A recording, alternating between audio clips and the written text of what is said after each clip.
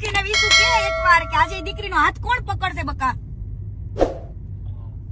આજે તે તો તને તો રમત વાત થઈ ગઈ એક દીકરીની ઇજ્જત ઉછાળતા, બરાબર? તો કાલ સવારે હાથ કોણ પકડશે? તું વિચાર કર, છોકરાને બીજી મળી રહ્યો, છોકરીઓને ખટારા સિવાય રાંડ સિવાય કોઈ બોલાવતું નથી હો. અને દીકરીઓ તો કેવાય નામથી બદનામ છે. છોકરીઓ તો કદાચ 17 દાન હારી હોય ને કદાચ 3 ઘર બદલાય હોય ને તો એમ કે દીકરીનો જ ફોલ્ટ હશે.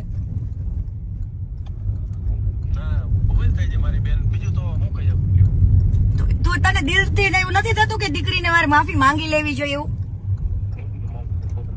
બેન જો સાંભળો, હું તમને આપણે હે ને તમે કયો ને એ જગ્યાએ તમે હું મળવા આવું અથવા તમે આ ગૌતમભાઈ કે તો અહીંયા આવું, હું તમને રૂબરૂ એ ઉભી છે હું એની માફી માંગી લઈશ બેન. એવું નથી કેતી. સોશિયલ મીડિયામાં તે ચકાયું તું, તને નડવા આવી ક્યાંય? ઈ તને નડવા આવી આજ દિવસ સુધીનો રેકોર્ડ બતાવી કે દીકરીએ તને ઊંચા અવાજે વાત કરી હોય તો હાલ. છેલ્લે તમારા ડિવોર્સ થયા ને તોય હસતા મોઢે ગઈ હતી. તો પછી ન્યા સુધી તારી એની વેદના ભૂલાય નહીં બકા. ના ના ભાઈ બેન મારી ભૂલ લેશો. જો આ જિંદગી વિસુ એક જ વાર મળે છે. જો જિંદગીમાં તને એકવાર તને તારી ભૂલનો અહેસાસ થઈ ગયો ને તો ભગવાને તારી ભૂલ માફ કરી દે હો. હા, એટલે ઈ વસ્તુ યાદ રાખવાની કે આપણે કદાચ ભૂલ કરી હોય ને તો એ ભૂલને એક્સેપ્ટ કરી લેવાનું. કઈ ભૂલ એક્સેપ્ટ કરવાથી કોઈ માણસ નાનો નથી થઈ જતો. તો આ તું એક્સેપ્ટ કરી હતી દીકરીને, એના ઉપર જે કલંક લાગ્યા છે ને કલંક દૂર થઈ જાય.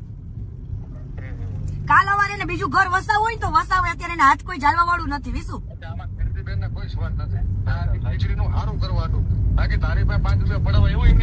ના સેજય ને હો, બિલકુલ નહીં.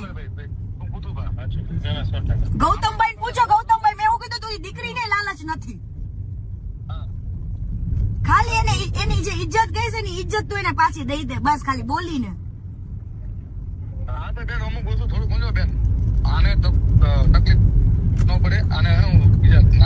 તકલીફ જો ગૌતમભાઈ, એને જયારે ઈ બોલતો હતો ત્યારે દીકરીને તકલીફ નહોતી પડી. અમુક વસ્તુ થોડી લેટરો કરી કોને એ રીતના વિડીયો બનાવી નાખે, થોડું એનું હતું જેવું કરજો બેન.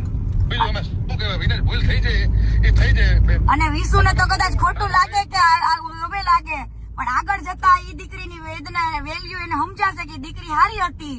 બરાબર વિસુ, તને નો યાદ આવે ને કીર્તિ પટેલ ના શબ્દ લખી રાખજે બકા. તે તો હજુ કાજલ ને 2